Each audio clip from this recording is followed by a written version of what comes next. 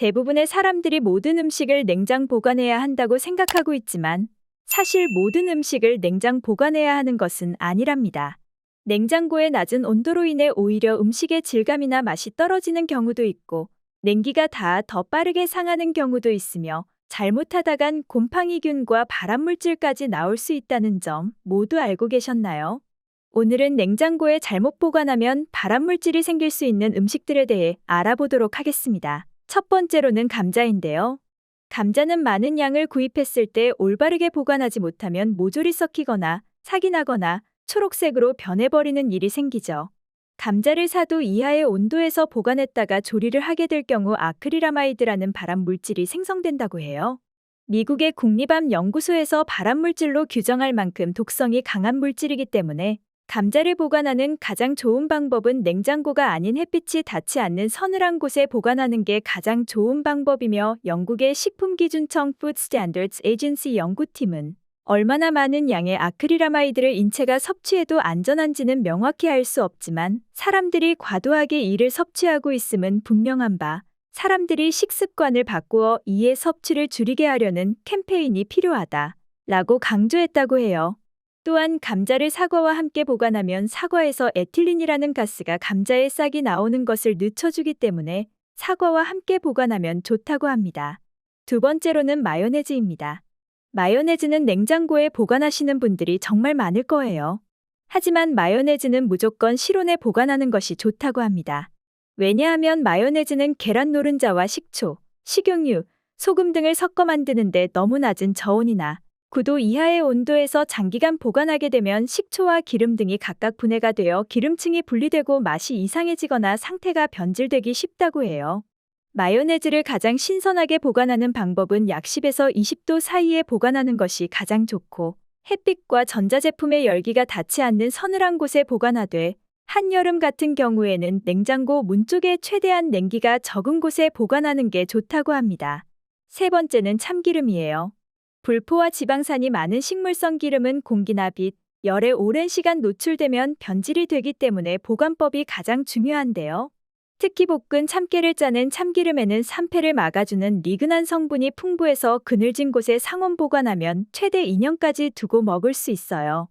하지만 참기름을 냉장 보관하게 되면 침전물이 굳게 되는 동결 현상이 발생할 수 있고 동결 현상이 생기면 참기름의 고소한 맛과 고소한 향 둘 다 떨어질 수 있기 때문에 냉장 보관 대신 실온 보관하는 것이 좋다고 합니다. 하지만 참기름과 비슷한 들기름은 반대로 빛과 열에 민감하기 때문에 반드시 냉장 보관해야 해요. 가장 좋은 방법은 참기름과 들기름을 2대8 비율로 섞어 보관하게 될 경우 리그난 성분이 더해져서 영양소도 풍부해지고 보관 기간도 2배로 늘릴 수 있다고 하니 모두 이 방법을 활용하셔서 보관하는 것도 좋을 것 같습니다.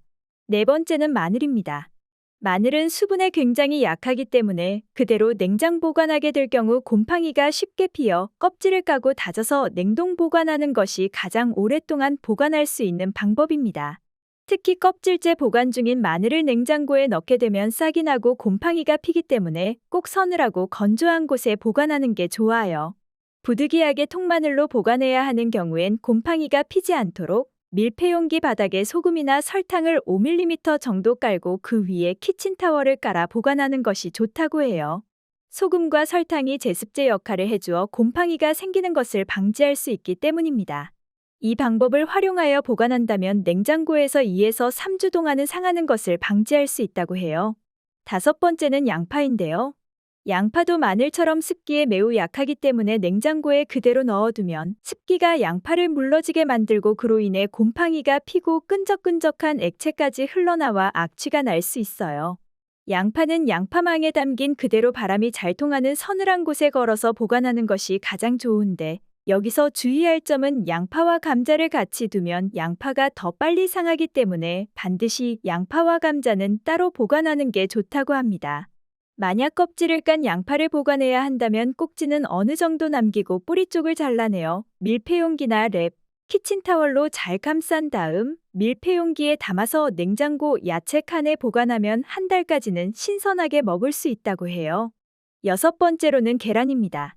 마트에 가보면 냉장으로 판매하고 있는 계란이 있고 또 반대로 실온에서 판매하는 계란을 보실 수 있을 거예요. 보통 계란은 우리가 생각하기에 냉장 보관해야 되는 것으로 알고 있지만 구입 후 냉장 보관하라고 적혀 있는 계란은 세척란이고 실온에서 보관하라고 적혀 있는 계란은 비세척란인데요.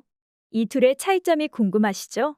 세척란의 경우는 계란이 판매되기 전에 기본적으로 계란 표면에 묻은 닭똥과 이물질 그리고 식중독을 일으키는 살모넬라균을 포함한 여러 세균들이 묻어 있어 이것들을 제거하기 위해 계란을 화학약품으로 한번 세척한 것을 말합니다. 계란의 표면에는 큐티클이라고 하는 천연 보호막이 있는데 큐티클은 계란이 감염되거나 내부 변질을 막는 역할을 해주는데요. 계란을 한번 세척하게 되면 이 큐티클까지도 모두 제거가 되어 계란의 신선도가 더 떨어지거나 더 쉽게 상할 수 있어 세척란으로 판매되는 계란들은 모두 냉장 보관을 해야 합니다. 반대로 실온에서 판매하는 계란들은 비세척란이기 때문에 실온에서 보관해야 해요.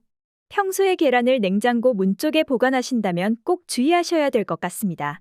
아무래도 냉장고 문을 열 때마다 계란에 충격이 발생할 수 있어 금이 가거나 잦은 온도 변화로 인해 계란에 수분이 맺히거나 신선도가 떨어질 수 있어 전용 용기에 담아서 냉장고 안쪽에 보관하는 것이 좋다고 합니다.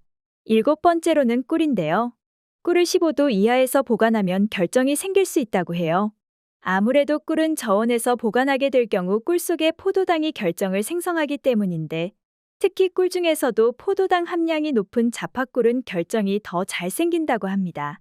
결정이 생겼다고 해서 못 먹는 것은 아니지만 40에서 50도의 뜨거운 물로 결정을 녹이면 녹기는 하지만 과한 열을 가하다 보면 좋지 않은 성분도 생성될 수 있기 때문에 실온에 두고 먹는 것이 가장 좋다고 합니다.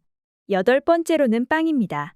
아마 대부분의 사람들이 빵을 먹고 난 뒤 먹다 남은 빵을 냉장고에 보관하실 거예요. 다들 냉장고에 넣어둔 빵이 딱딱하게 굳거나 퀴퀴한 냄새가 났던 경험 있지 않으신가요? 냉장고 안에서 빵이 차가워지는 동안 빵은 오히려 신선도가 빠르게 떨어지게 된다고 해요.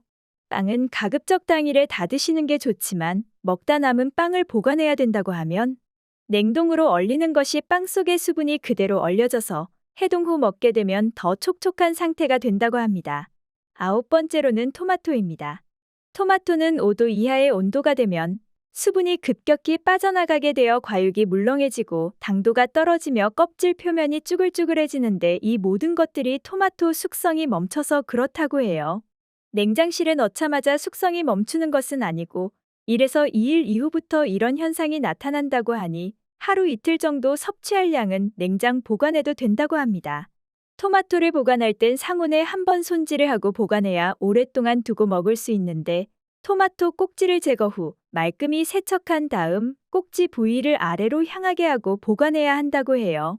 또한 종종 토마토에 설탕을 뿌려 드시는 경우가 있는데 토마토에 설탕을 뿌려 먹게 되면 우리 몸에 도움을 주는 비타민 B군들이 파괴되어 섭취할 수 없게 된다고 합니다. 마지막으로 수박을 냉장고에 보관하는 것도 좋지 않다고 해요. 보통 수박을 통째로 냉장고에 보관했다가 썰어서 드시는 분들이 많을 텐데요.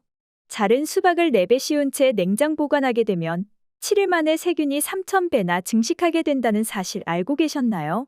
먹고 남은 수박은 꼭 잘라서 밀폐용기에 담아 보관하는 것이 좋다고 해요. 지금까지 총 10가지의 냉장고에 보관하면 발암물질을 생성하는 음식들에 대해 알아봤는데요. 오늘 영상이 좋으셨다면 구독과 좋아요로 응원해주시고 다른 분들께도 공유해주세요. 모두 올바른 음식 보관법을 통해 건강 잘 챙기시길 바라겠습니다. 감사합니다.